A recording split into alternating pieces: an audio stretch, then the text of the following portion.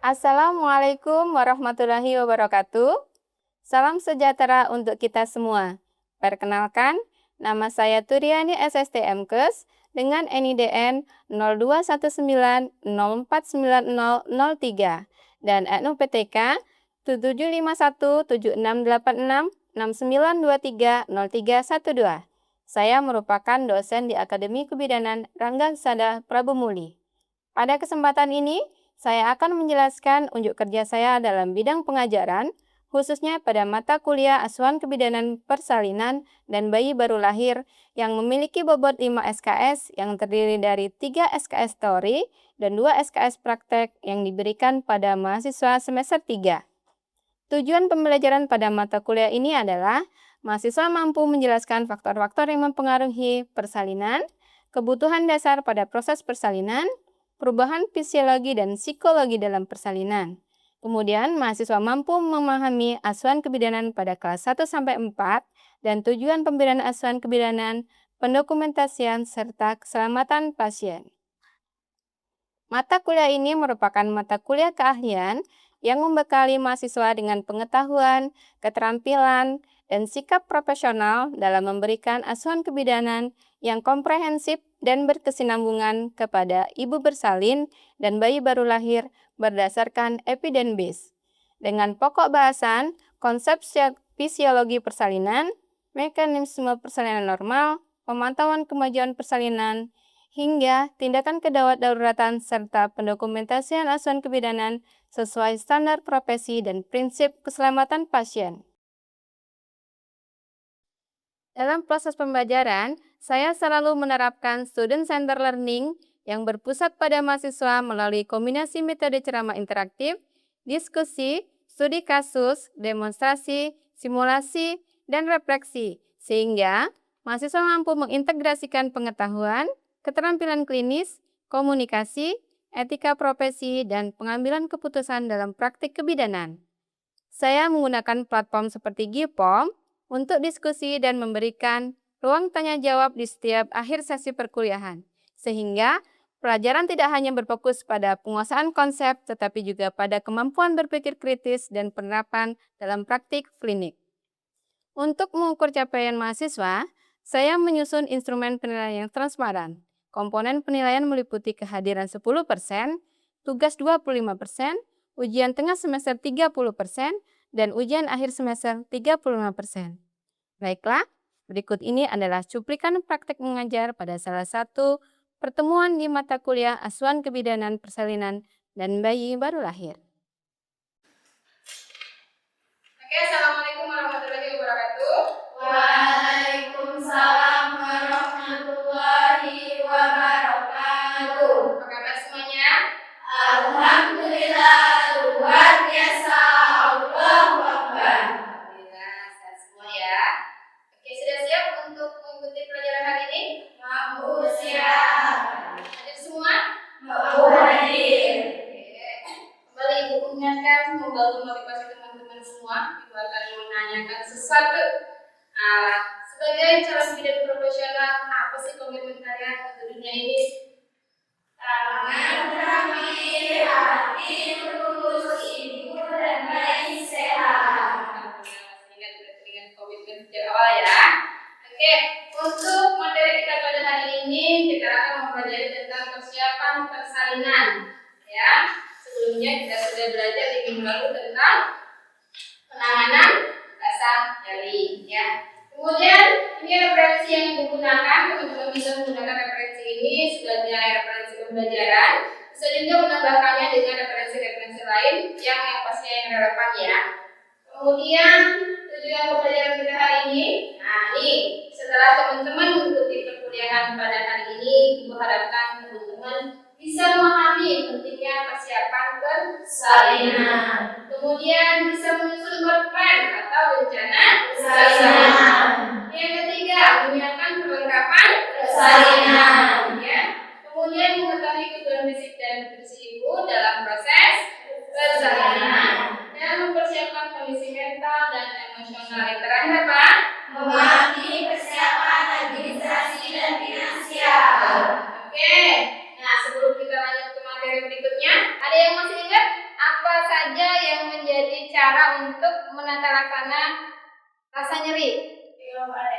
Materi minggu lalu yaitu Bu, penanganan rasa nyeri. Penanganan rasa nyeri dibagi menjadi dua, yaitu farmakologi dan non-farmakologi. Kalau non-farmakologi yaitu teknik pernapasan dan relaksasi, pijatan atau masase, pengaturan posisi, teknik kompres hangat atau dingin, aromaterapi, dukungan emosional.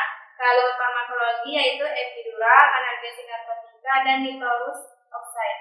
Oke, bentar ya. Berarti masih ingat materi yang minggu lalu. Berarti sudah siap kita tambah lagi materinya supaya lebih banyak ilmunya ya.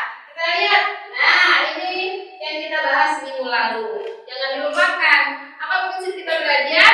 Ilmu itu bertambah, bukan berkurang, bukan berganti ya. Jadi terus bertambah.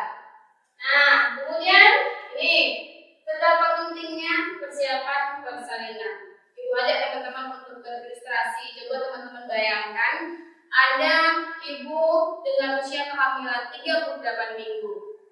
Pada suatu hari di tengah malam, ibu merasakan kontraksi yang luar biasa.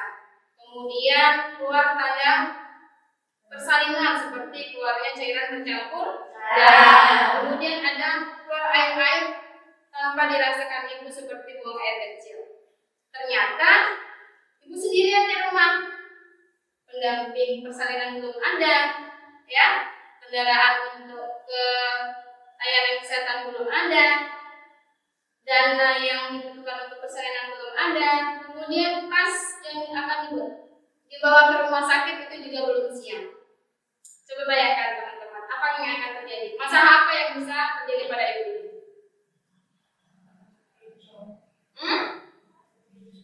Akan terkecoh.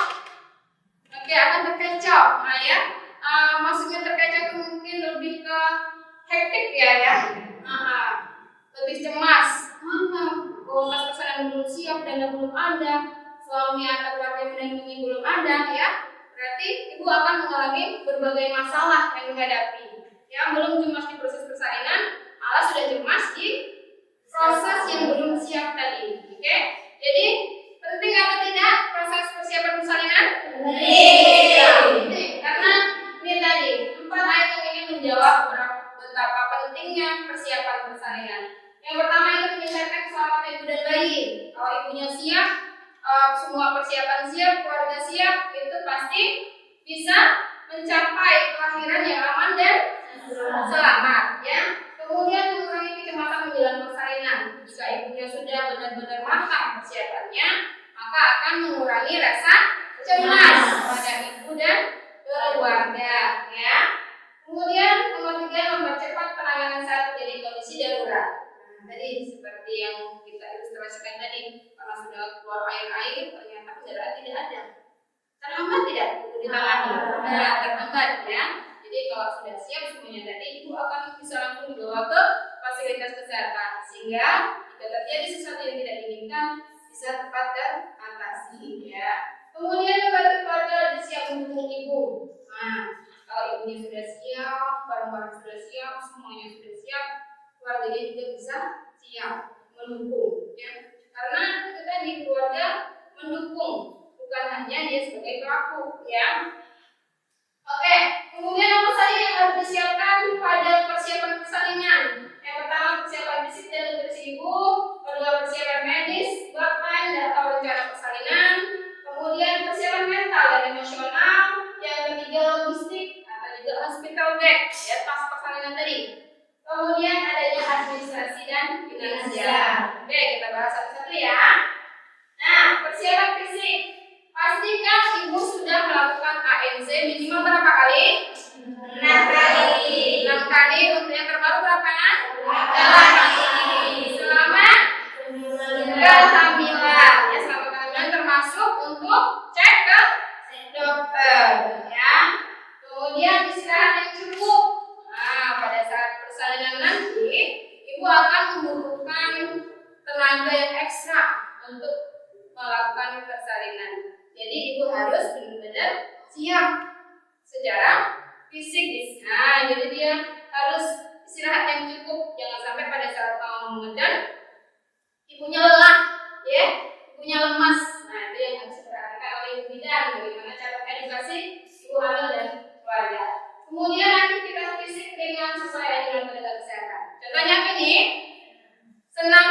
hamil. Kemudian apa lagi? Jalan di pagi hari. Setelah itu apa lagi? Yoga, ya. Kemudian pijat perineum dan lain sebagainya. Jadi dari situ ibu lebih siap dan lebih matang dalam menghadapi proses persalinan, ya. Tidak cemas, tidak banyak berpikir atau overthinking, ya. Dia akan lebih belajar apa yang harus dipersiapkan ketimbang dia berpikir apa yang akan terjadi, ya. Kemudian latihan teknik nafas dan relaksasi. Nah, ini juga dibutuhkan pada saat ibu kontraksi. Nah, bagaimana caranya ibu mengurangi rasa sakit dengan teknik relaksasi dan pengaturan nafas, ya. Kemudian menjaga kebersihan diri. Anjurkan pada ibu untuk personal hygiene supaya pada saat persalinan nanti tidak terjadi infeksi. Ya. Oke. Nah, ini tadi untuk persiapan fisik. Kita lanjut ke nutrisi. Mengapa ibu hamil harus mempersiapkan nutrisi yang cukup untuk proses persalinan? Karena pada saat persalinan ibu akan udah lelah, yang harus mempunyai tenaga yang ekstra. Nah, kita lihat apa yang harus dilengkapi. Apa nih? Ada gizi seimbang. Ya. Protein. Terus ada gizi. Kemudian lagi kalsium. Sampai ke konsumsi sumbernya sesuai anjuran. Ingat ya, sesuai anjuran. Jangan kalau disuruh minum sekali, minum 2 kali. Nah, yang berlebihan juga tidak boleh. Nah, ini yang kedua, persiapan medis dan birth plan atau rencana persalinan. Nah, di sini ada pilih fasilitas kesehatan, ada tentukan metode, kemudian edukasi diri dan pendamping. Yang pertama dulu kita bahas, pilih fasilitas kesehatan. Si ibu mau melahirkan di mana? Itu sudah harus ditentukan oleh ibu dan keluarga. Mau pakai dokter siapa? Mau pakai bidan yang mana? Nah, ya. Jadi dia sudah punya rencana persalinan. Nah, kemudian tentukan metode. Ini harus diingat, tentukan metode sesuai indikasi, bukan sesuai keinginan. Nah, jangan sesuai keinginan. Kalau sesuai keinginan karena tidak mau merasakan rasa sakit yang berlebihan, si ibu tiba-tiba memutuskan OSC. Tidak ya. Kalau misalnya ibu masih bisa melahirkan normal, anjurkan pada ibu untuk bersalin normal. Apa keuntungan bersalin normal? Bisa merasakan menjadi seorang ibu. Ada lagi? Pemulihannya cepat, ya. Apa lagi? Ada lagi? Oh, merasakan sakit hanya sekali. Ya, semua ya.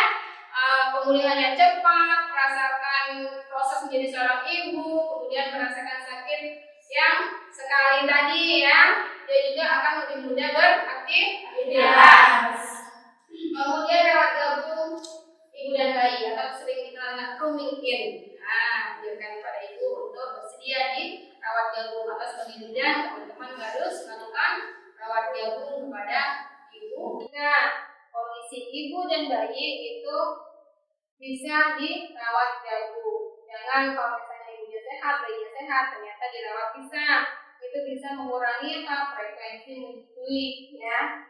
Karena ibunya jauh, bayinya jauh, tidak bisa langsung begitu bayinya nangis, tidak bisa langsung diberikan ASI, ya. Butuh waktu. Jadi kalau misalnya rumekin atau rawat gabung, itu begitu bayinya bereaksi untuk haus, ya, untuk menyusu, ibu lebih cepat memberikan ASI-nya, ya.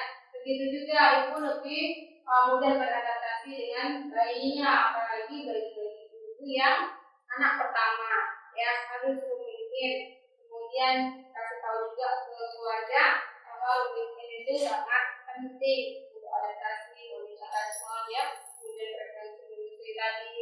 Nah, setelah itu jangan karena setelah melahirkan lelah, jadi tidak mau merawat si bayi, jangan, ya. Nanti itu akan terbawa sehingga kurang perhatian terhadap si bayi. Kemudian pada edukasi diskusi mengenai pandangan nyeri seperti yang sudah kita pelajari minggu lalu untuk penanganan rasa nyeri. Kalau ibunya sudah paham tentang penanganan rasa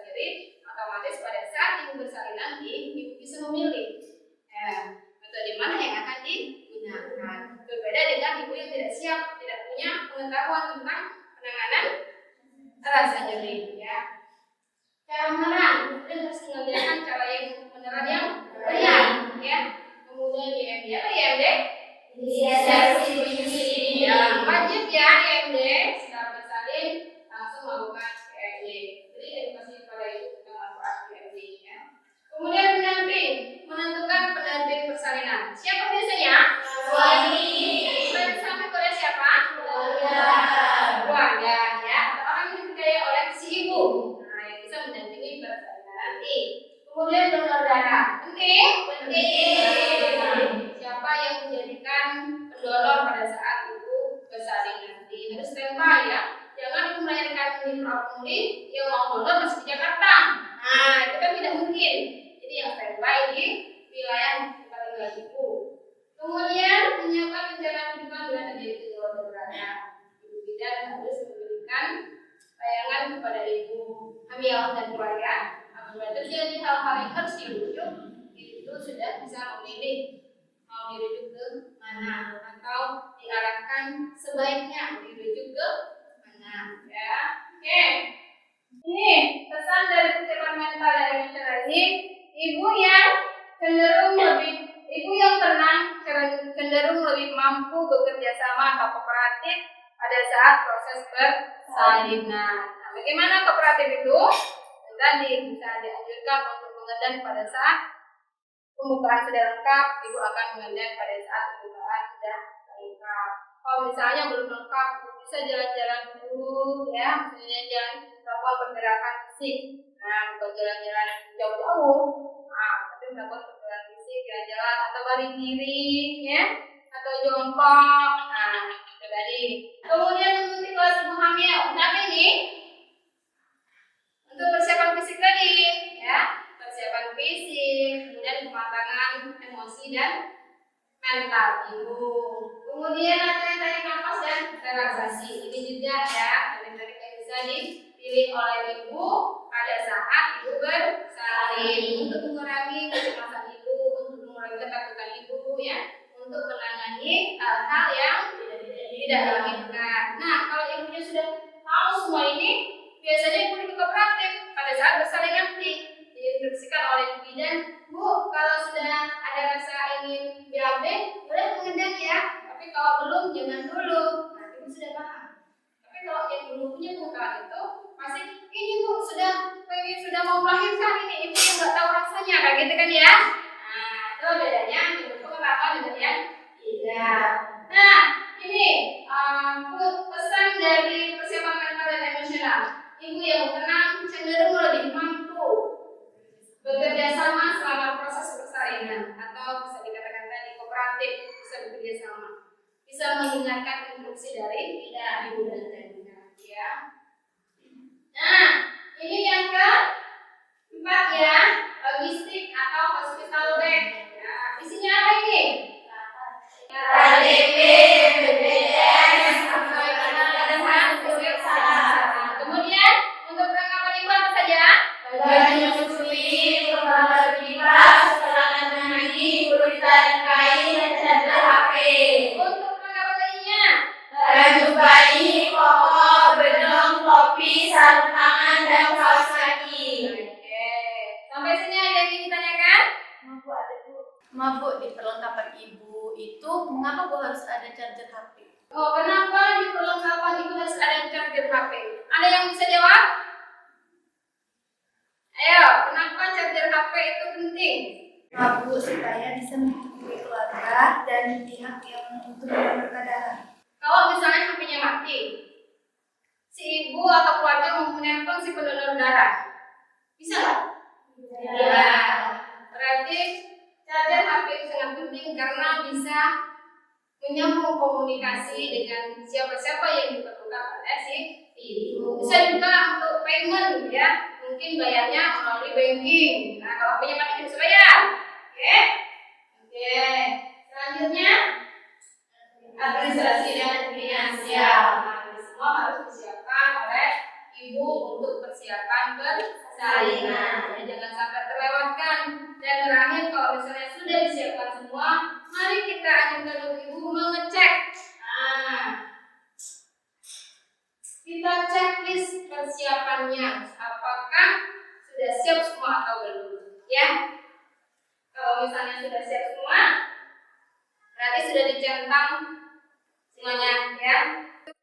Oke, Ibu sudah kirimkan video dan PDF buku KIA pada grup WhatsApp kita ya. Silakan teman-teman buka. Ibu bagi dua kelompok ya. Ini kelompok 1 dan ini kelompok 2. Nah, silakan teman-teman analisis video yang Ibu berikan. Masuk ke bagian mana dalam persiapan persalinan.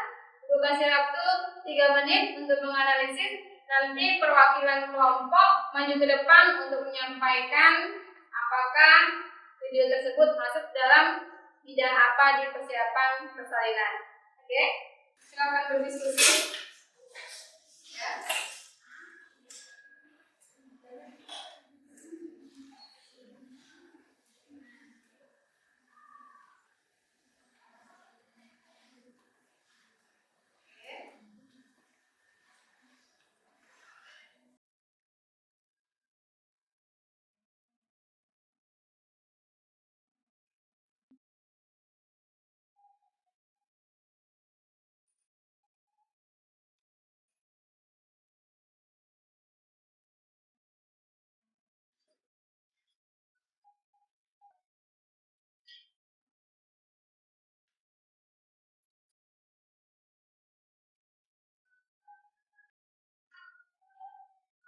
Oke, waktunya sudah habis. Silakan perwakilan kelompok untuk maju ke depan. Kelompok mana dulu?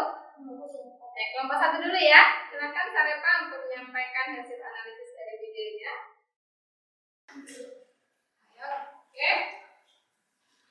Dengarkan kelompok lain dan teman-temannya. Maupun dari video yang ada lihat di sana terdapat persiapan fisik Bu dengan tujuan untuk memperluas jalan lahir atau enggak panggul, kemudian untuk mempercepat proses persalinan Bu. Di sana terdapat proses senam hamil.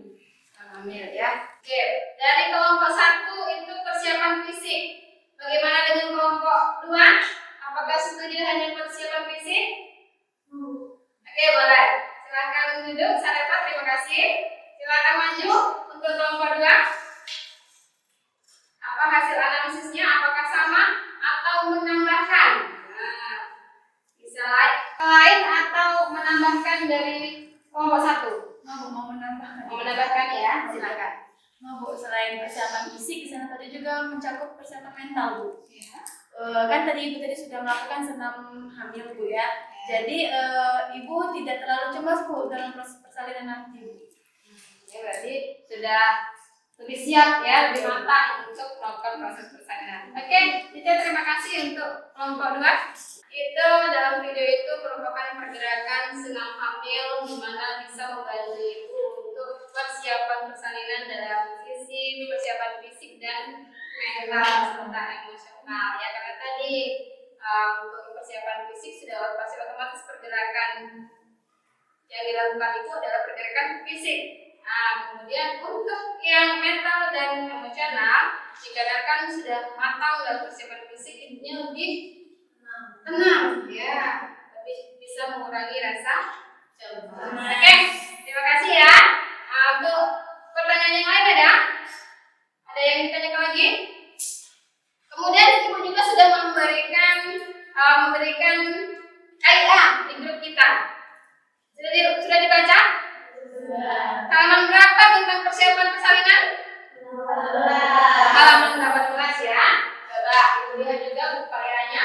Apakah benar ada di halaman 18 ya? Sama, tetapi bentuknya ibu kirimkan kepada teman-teman itu berupa PDF, tapi ibu punyanya itu di hard copy-nya. Oke, benar ya? Itu di halaman 18. Nanti teman-teman bisa mengajarkan kepada ibu dan keluarga untuk mencontek persiapan apa saja yang sudah dilakukan oleh ibu untuk persiapan persalinan. Bisa kira-kira jika ibu minta teman-teman untuk ke lapangan? Bisa. Memberikan edukasi kepada ibu hamil untuk menceklis semua persiapan persalinan yang sudah dilakukan. Bisa? Bisa. lakukan di lapangan langsung ya. Oke. Ada lagi pertanyaan? Cukup? Bisa dipahami materi kita hari ini? Bisa. Oke. Sudah bisa dipahami, mari kita simpulkan. Ada yang bisa menyimpulkan? Bu Adik, Oke, silakan pentas. Apa kesimpulannya? tentang persiapan persalinan, yaitu meliputi yang pertama persiapan fisik dan juga nutrisi. Persiapan fisik yaitu seperti istirahat yang cukup, pemeriksaan AHC, dan pemenuhan nutrisi yaitu seperti makanan yang bergizi seimbang, asam folat, vitamin, kalsium, dan juga zat besi. Lalu yang kedua yaitu persiapan medis dan red plan atau perencanaan persalinan. Contohnya seperti menentukan fasilitas kesehatan mana yang akan dituju ibu untuk persalinan, serta metode persalinan apa yang akan ibu lakukan sesuai dengan indikasi. Yang ketiga yaitu persiapan mental dan emosional, yaitu mengenali ibu tentang proses persalinan, lalu dukungan keluarga, dan komunikasi dengan pasangan. Yang keempat yaitu persiapan logistik atau hospital bag, yaitu mencakup tentang dokumen yang akan dibawa ke rumah sakit dan perlengkapan ibu serta perlengkapan bayi. Yang terakhir yaitu persiapan administrasi dan finansial seperti kepesertaan BPJS atau asuransi aktif, lalu dana cadangan dan persiapan dana untuk ibu dan bayi pasca persalinan. Oke, sempurna ya. Kesimpulannya yang disampaikan oleh Meta sudah sangat sempurna. Bolehnya selalu begini. Yang perlu teman-teman catat, yang ibu garis bawahi berwarna merah paling bawah. Persalinan yang aman dimulai dari persiapannya. Kembali lagi, apa sih komitmen teman-teman untuk dunia ini?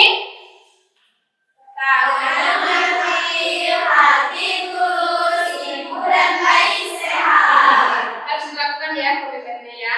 Oke, kayaknya sudah terakhir nih pertemuan kita pada hari ini. Ini ibu punya tugas sebagai evaluasi pembelajaran kita pada hari ini.